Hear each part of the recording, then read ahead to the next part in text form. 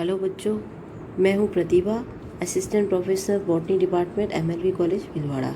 Previous video में हमने negative interaction के बारे में पढ़ा था कि वो कितने टाइप की होती है। अब हम इसके डिटेल के बारे में पढ़ेंगे। मैंने आपको जैसे बताया था, थोड़ा सा रिवीजन कर लेते हैं कि जो नेगेटिव इंटरेक्शन होता है वो जीवों के मध्य पाए जाने वाला ऐसा संबंध है जिसमें दोनों जातियों को किसी न किसी रूप में दोनों या एक जाति को किसी न किसी रूप में हानि होती है। और मैंने ये भी बताया था कि ये क्यों होता है। एक्सप्लॉयटेशन, शेल्टर और फूड, इन तीनों की वजह से होता है। या तो किसी जाति को आश्रय की जरूरत है, या कोई किसी का उपयोग करना चाहता है, या किसी को भोजन की जरूरत है। तो यहाँ पे आप चार्ट देख सकते हैं, मैंने ये बनाया है।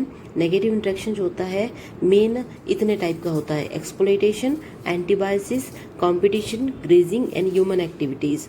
ठीक है, एक्सप्लॉयटेशन का मतलब होता है शोषण, और इसके अंदर हम लेंगे शेल्टर और फूड। अगर किसी का शोषण हो रहा है तो वो क्यों हो रहा है? या तो शेल्टर की वजह से, किसी दोनों जीवों में से एक जीव को शेल्टर चाहिए और दूसरे जीव के लिए वहाँ जगह नहीं है, या फूड के लिए।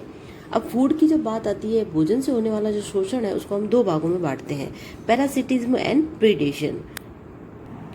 एक्सप्लॉयटेशन जो टाइप्स है इसमें शेल्टर और फूड को हम पैरासिटिज्म और प्रीडेशन में बांटेंगे। अब पैरासिटिज्म आप यहाँ ध्यान से देखिए, मैंने दो साइन बनाए हैं, प्लस और माइनस। प्लस अगर मैं कहीं साइन बना रही हूँ, मैंने पहले भी आपको प्रीवियस वीडियो में बताया कि प्लस का मतलब है किसी एक जाति को फायदा हो रहा है, और माइनस का मतलब है किसी एक जाति को नुकसान हो रहा है, और जीरो का मतलब है कि दोनों में से एक जाति उदासीन है। तो पैरासिटिज्म के अंदर वे पौधे जो भोजन की प्राप्ति हेतु या अन्य पौधों या कोई होस्ट पर उगते हैं वे परजीवी कहलाते हैं, पैरासिटिज्म। और इनका संबंध स्थायी होता है। ये कभी भी अपने होस्ट को मारते नहीं, क्योंकि उससे इनको भोजन प्राप्त होता है। और ऐसे जो होते हैं उनका होस्ट से ही सीधा संबंध होता है, इसलिए उनका मृदा से कोई संबंध नहीं होता है। यहाँ पे हम उदाहरण देखेंगे, उदाहरण से हमें इजीली समझ में आएगा। तो जो भी पैरासिटिक होगा वो जिस भी होस्ट पे रहेगा। पहली बात तो होस्ट कौन है? जो भोजन दे रहा है, जिसको ना तो कोई फायदा हो रहा है ना कोई नुकसान हो रहा है, मतलब नुकसान ही हो रहा है एक तरफ से, क्योंकि उसका जो भोजन खुद के लिए बनाया गया है वो किसी दूसरे को देना पड़ रहा है। और पैरासिटिक कौन हो गया? जो दूसरी जाति उस पर फायदा पा रही है। तो एक जाति को फायदा, एक जाति को नुकसान। तो जो पैरासिटिक होंगे वो होस्ट डिपेंडेंट होंगे, और उनके अंदर हस्टोरिया होगा। हस्टोरिया का मतलब चूसक, जिससे वे उनका कोशिका रस या जो भी उनका फूड है वो चूसते हैं। अब अगर हम प्लांट के रिलेटेड बात करें, क्योंकि हम प्लांट के बारे में पढ़ रहे हैं, बॉटनी के बारे में पढ़ रहे हैं, तो हम यहाँ पे प्लांट्स के ही एग्जाम्पल लेके चलेंगे। ये बच्चों बहुत ही इंपॉर्टेंट है। ये कई सारे कंपटीशन एग्जाम में पूछा गया। इवन हमने जो 2014 का कॉलेज लेक्चरर का एग्जाम दिया था उसमें भी ये क्वेश्चन पूछे गए थे। टोटल रूट पैरासाइट, यानी कि ये पूर्णतया रूट यानी कि जड़ों के परजीवी होते हैं। तो पूर्ण परजीवी और पार्शियल परजीवी में पहले तो ये अंतर समझ लेते हैं। पूर्ण परजीवी का मतलब होता है वो पूरी तरह से अपने होस्ट पर डिपेंडेंट होता है, और पैराइटल जो परजीवी होता है, आंशिक परजीवी होता है, वो थोड़ा बहुत अपना भोजन स्वयं बना सकता है। तो पहले हम पढ़ेंगे total root parasite.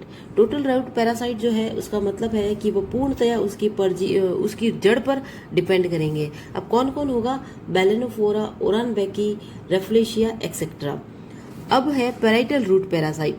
Parietal root parasite कौन कौन है?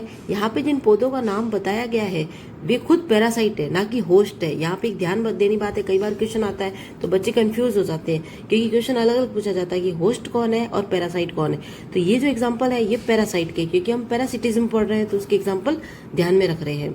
तो बैलेनफोरा और ओरानबेकी टोटल रूट पैरासाइट के एग्जाम्पल है। पैराइटल रूट पैरासाइट यानी कि आंशिक जो जड़ के परजीवी होते हैं, उसमें सबसे अच्छा नाम, जो अच्छा एग्जाम्पल कई क्वेश्चन में पूछा गया है, आरएस में भी पूछा गया है, तो सैंडलम एल्बम यानी कि चंदन। फिर है टोटल स्टेम पैरासाइट, यानी कि पूरी तरह से जड़ों, मतलब इसके तने पर होता है। ये आपने कई सारे पौधे देखे होंगे, उन पे कई सारी बेल उगती है जिसको हम अमर बेल कस्कुटा कहते हैं। ये टोटल स्टेम पैरासाइट है, यानी कि इसका खुद का कुछ भी उसमें नहीं भाग होता है, वो अपना होस्ट पे डिपेंडेंट होता है। तो इसका अमरबेल एग्जाम्पल हो गया। फिर है पैराइटल स्टेम पैरासाइट, लोरेंथस विस्कम, ये इसके एग्जाम्पल है। उसके बाद में आ जाता है प्रीडेटिज्म। अब प्रीडेटिज्म और पैरासिटिज्म में क्या अंतर है? देखो बच्चों, पैरासिटिज्म में तो क्या होता है कि होस्ट जो होता है उसके अंदर पैरासाइट रहता है और वो अपना भोजन धीरे धीरे प्राप्त करता रहता है। लेकिन प्रीडेटिज्म यानी कि परभक्षिता में एक जीव दूसरे जीव को पूर्णतया मार देता है और उस मरे हुए का ही वो भोजन ग्रहण करता है, यानी कि उसको अपना पोषण जो है वो मरे हुए मृत जीव से प्राप्त होता है, जबकि उसमें वह अपना पोषण जीवित होस्ट से प्राप्त करता है। अब हम इंसेक्टिवोरस प्लांट देखते हैं। हम सब जानते हैं कि इंसेक्टिवोरस प्लांट्स जो होते हैं वो इंसेक्ट्स को खाते हैं, क्योंकि उनके अंदर नाइट्रोजन की कमी होती है। वे नाइट्रोजन को पूरा करने के लिए इंसेक्ट्स को अपने अंदर लेते हैं। तो इसका अच्छा एग्जांपल है घटपादप यानी कि नेपेंथीज, डायोनिया जिसको हम वीनस फ्लाई ट्रैप कहते हैं, एक्सेट्रा। कई सारी कवक भी है जैसे डेक्टाइलेनिया और डेक्टाइला, आर्थोबोट्राइस एक्सेट्रा। कई जंतुओं के द्वारा हर्ब्स और श्रब्स को भी खाना परभक्षिता है। तो ये हो गया मेन एक्सप्लोइटेशन के एग्जांपल। प्री यही मेन इंपॉर्टेंट था, इससे आपके बीएससी के भी अच्छे क्वेश्चन आते हैं। एक साल छोड़कर दूसरे साल में एक क्वेश्चन पूछा ही जाता है। तो आप परजीविता और परभक्षिता को अच्छे से समझ लें, इन दोनों का अंतर भी जान लें। आगे हम पढ़ेंगे एंटीबायोसिस।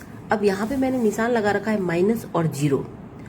माइनस और जीरो का मतलब है एक जाति उदासीन रहेगी, उसको ना तो कोई फायदा है ना कोई नुकसान है, और दूसरी जो जाति है उसको नुकसान है। ठीक है, ये हो गया एंटीबायोसिस। पहले तो हम ये जानते हैं कि हम कॉमन नेम जो होता है एमन्स, यहाँ पे आप देखिए एमेंसेलिज्म का यूज करते हैं। एमेंसेलिज्म के अंदर दो चीजें होती है, एक एलिलोपैथी होती है, एक एंटीबायोसिस होती है। जब हम ऐसी बात करते हैं कि दो जातियों का ऐसा संबंध जिसमें एक जाति को नुकसान होता है, दूसरी जाति को ना फायदा ना नुकसान, यानी कि वो उदासीन रहती है।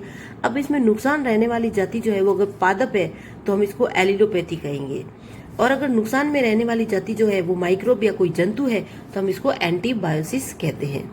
इसमें क्या होता है कि एक जीव जो होता है वो कुछ ऐसे रासायनिक पदार्थ स्रावित करता है जिससे दूसरे जीव पर हानिकारक प्रभाव पड़ते हैं। इसलिए जो जीव रासायनिक पदार्थ स्रावित करता है उसको तो कोई नुकसान या कोई फायदा नहीं है, लेकिन जिस पर वो रासायनिक पदार्थ स्रावित करता है उसको नुकसान होता है। एलिलोपैथी और एंटीबायोसिस दोनों को ही कॉमनली, हम यहाँ लिखा मैंने commonly, both are known as, ये जो K/A है ये कई जगह आपको लिखा हुआ मिलेगा, इसका अर्थ होता है नोन एज एमेंसेलिज्म। एमेंसेलिज्म को ही हिंदी में प्रतिजीविता कहते हैं। अब हम इसका एग्जाम्पल देखते हैं। हम देखते हैं कि जो एल्गल ब्लूम का नाम सुना होगा, कई ऐसे जलाशय होते हैं जिनको हम देखते हैं तो दूर दूर तक उस पे हरी हरी ऐसे पत्तियां जैसी संरचना दिखाई देती है। आप सबको पता है वो क्या है, जलकुंभी है। जो जलकुंभी है वही सबसे बड़ा एल्गल ब्लूम का या कोई भी ब्लूम, वाटर ब्लूम होता है उसका कारण। वाटर ब्लूम क्या होता है कि जो वाटर की पूरी सरफेस पर कोई ग्रीन एल्गी या कोई भी ग्रीन जो सबस्टेंस पूरा छा जाता है, और जो अंदर के जीव होते हैं उनको ऑक्सीजन की कमी होने लगती है, तो उसे ब्लूम कहते हैं। तो जलाशय में कई शैवाल जो होते हैं माइक्रोसिस्टिस की वहाँ अधिक वृद्धि हो जाती है ब्लूम होने पर। वे हाइड्रोक्सिलामाइन, इसको याद रखना आप, ये केमिकल नाम है, इस ऐसे टॉक्सिन का स्रावित करते हैं जिससे उनको तो कोई फायदा कोई नुकसान नहीं होता है, लेकिन जो अंदर बेचारे दूसरे जलाशय जीव है जिसमें मछलियां और अन्य है वे सब मर जाते हैं, उनमें ऑक्सीजन की कमी होती है। तो ये एक एंटीबायोसिस का बेस्ट एग्जाम्पल है। अब हम यहाँ जब हमने एलिलोपैथी का नाम लिया तो उसका भी हम एग्जाम्पल देख लेते हैं।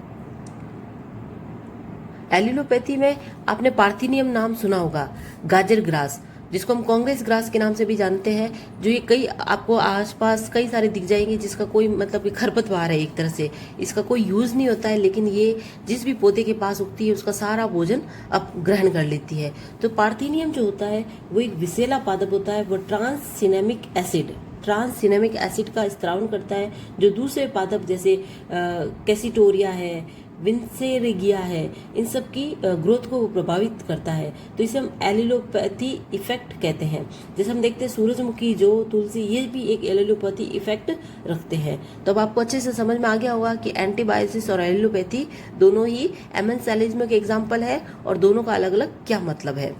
इसके बाद में जो तीसरा है कंपटीशन, यानी कि दो जातियों के बीच में प्रतिस्पर्धा होने के कारण एक जाति को कई बार फायदा न नुकसान, लेकिन एक जाति नुकसान, और कई बार ऐसा होता है कि दोनों ही जाति अपना नुकसान कर बैठती है, इसलिए यहाँ मैंने माइनस माइनस लिखा है।